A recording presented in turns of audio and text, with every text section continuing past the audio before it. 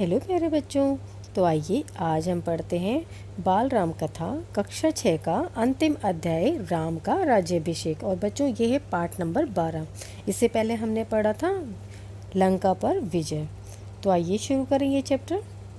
विभीषण चाहते थे कि राम कुछ दिन लंका में रुक जाएं, नई लंका में, उनकी लंका में। उन्होंने अपनी इच्छा राम को बताई। इसका कारण भी, मैं चाहता हूँ कि आप कुछ दिन यहाँ विश्राम कर लें, युद्ध की थकान उतर जाएगी। वैसे इसमें मेरा स्वार्थ भी है, आपका सानिध्य और रीति नीति सीखने का अवसर। आपने यह नगरी देखी भी तो है तो नहीं थे। राम ने लंका नगरी में कदम नहीं रखा था। सीता से मिलने हनुमान गए 2 बार, अंगद गए, लक्ष्मण भी हो आए विभीषण के राजतिलक के समय। राम उस नगरी से दूर ही रहे। यह संभव नहीं है मित्र। राम ने कहा, वनवास के 14 वर्ष पूरे हो गए हैं। मैं तत्काल अयोध्या लौटना चाहता हूँ। भरत मेरी प्रतीक्षा कर रहे होंगे। जाने में विलंब हुआ तो वे प्राण त्याग देंगे। उन्होंने प्रतिज्ञा की है, मैं उनकी प्रतिज्ञा से बंधा हूँ। विभीषण राम से अलग नहीं होना चाहते थे। उनका अनुरोध राम ने अस्वीकार कर दिया था, पर वे निराश नहीं थे। इस बार उन्होंने एक नया प्रस्ताव रखा। मेरी इच्छा है कि मैं आपके राज्याभिषेक में उपस्थित रहूं। मुझे अपने साथ चलने की अनुमति दें। राम ने उनका आग्रह स्वीकार कर लिया। बोले, आप मेरे लिए यात्रा की व्यवस्था कर दें। राम ने विभीषण की विनती मान ली तो सुग्रीव और हनुमान आगे आए। राम ने उन्हें भी अयोध्या आमंत्रित किया। विभीषण का पुष्पक विमान उन्हें ले जाने के लिए तैयार था। विमान के उड़ान भरने तक वानर सेना वहीं रही। विमान जाने के बाद वे कूदते फांदते किष्किंधा की ओर चल पड़े।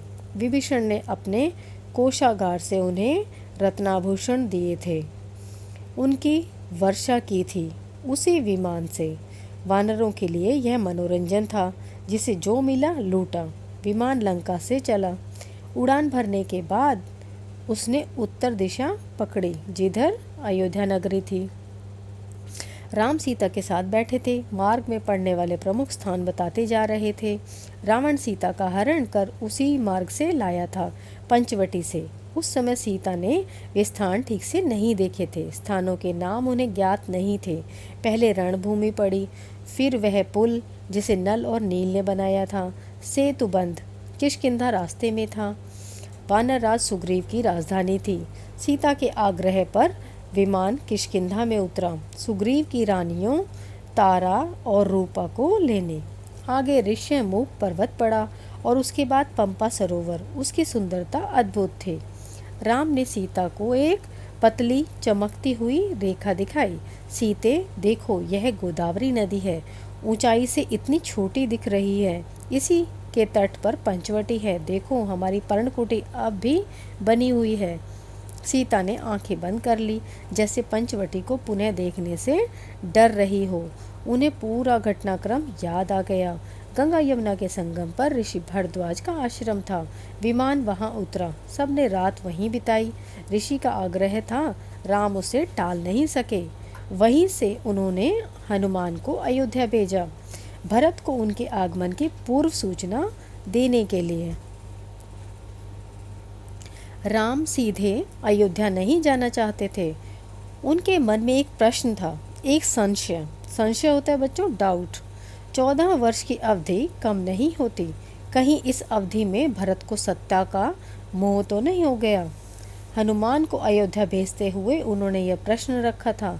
कहा, हे वानर शिरोमणि, आप भरत को मेरे आने की सूचना दीजिएगा।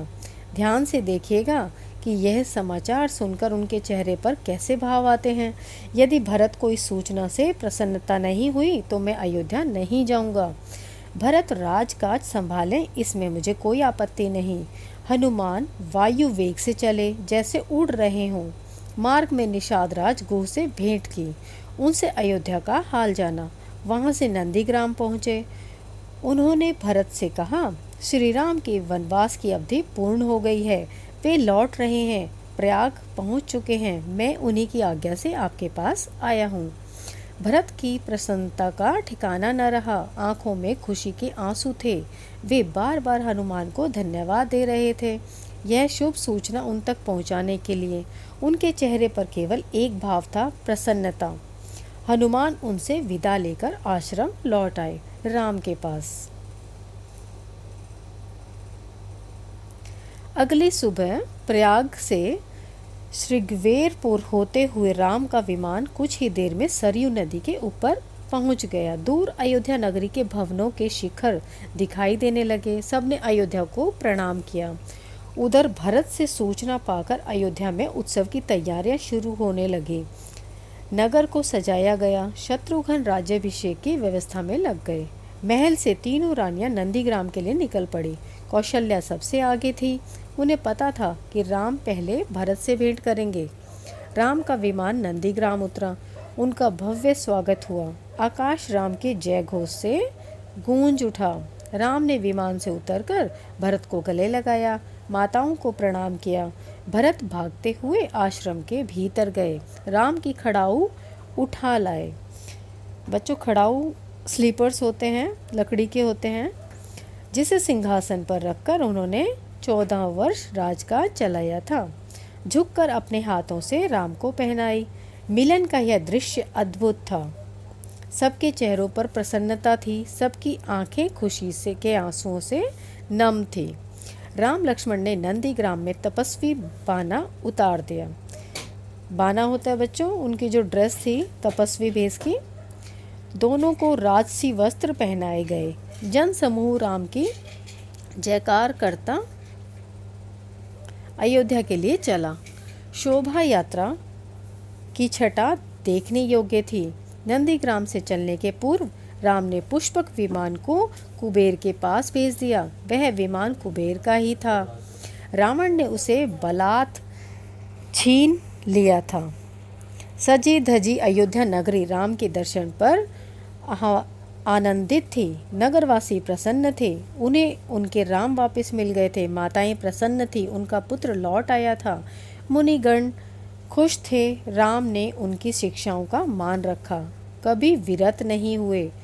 भरत ने अयोध्या का राज्य राम को नंदीग्राम में ही लौटा दिया था। राजमहल पहुँचे तो मुनि वशिष्ठ ने कहा, कल सुबह राम का राज्याभिषेक होगा। इसकी तैयारी शत्रुघ्न ने पहले ही कर दी थी। पूरा नगर सजाया गया था। दीपों से जगमगा रहा था। फूलों से सुवासित था। वाद्य यंत्रों से झंकृत था। पूरे 14 वर्ष बाद अगले दिन मुनि वशिष्ठ ने राम का राज तिलक किया। राम और सीता सोने की रत्न जटित सिंहासन पर बैठे। लक्ष्मण, भरत और शत्रुघ्न उनके पास खड़े थे। हनुमान नीचे बैठ गए। माताओं ने आरती उतारी। मंगलाचार हुआ। शुभ गीत गाए गए। राम ने सीता को एक बहुमूल्य हार दिया। प्रजाजनों को उपहार दिए। अनेक वस्तुएं प्रदान की। सीता ने अपने गले का हार उतारा। वे दुविधा में थी। दुविधा होता है बच्चों, डाउट, किसे दें। दुविधा राम ने दूर की। जिस पर तुम सर्वाधिक प्रसन्न हो उसे दे दो। सीता ने वह हार हनुमान को भेंट कर दिया, भक्ति और पराक्रम के लिए। कुछ दिनों में सारे अतिथि एक एक कर चले गए। विभीषण लंका लौटे। सुग्रीव ने किष्किंधा की ओर प्रयाण किया। ऋषि मुनि अपने आश्रम चले गए। हनुमान कहीं नहीं गए, राम दरबार में ही रहे। राम ने लंबे समय तक अयोध्या पर राज किया। उनके राज में किसी को कष्ट नहीं था। सब सुखी थे। भेदभाव नहीं था। कोई बीमार नहीं पड़ता था। खेत हरे भरे थे। पेड़ फलों से लदे रहते थे। राम न्याय प्रिय थे। गुणों के सागर थे। उनका राज्य राम राज्य था। आज तक स्मृतियों में है। स्मृतियाँ होता है बच्चों मेमोरीज में। तो बच्चों आज ये हमारा अंतिम अध्याय था, राम का राज्याभिषेक, और ये पार्ट नंबर 12 था राम बाल कथा का। तो इसके साथ ही हम यहीं पर ये बाल राम कथा समाप्त करते हैं। और मुझे उम्मीद है बच्चों आपको सभी चैप्टर्स, जितने 12 चैप्टर्स हैं, सभी समझ में आए होंगे। अगर कोई डाउट है तो आप मेरे कमेंट बॉक्स में लिख सकते हैं। ठीक है बच्चों, थैंक यू।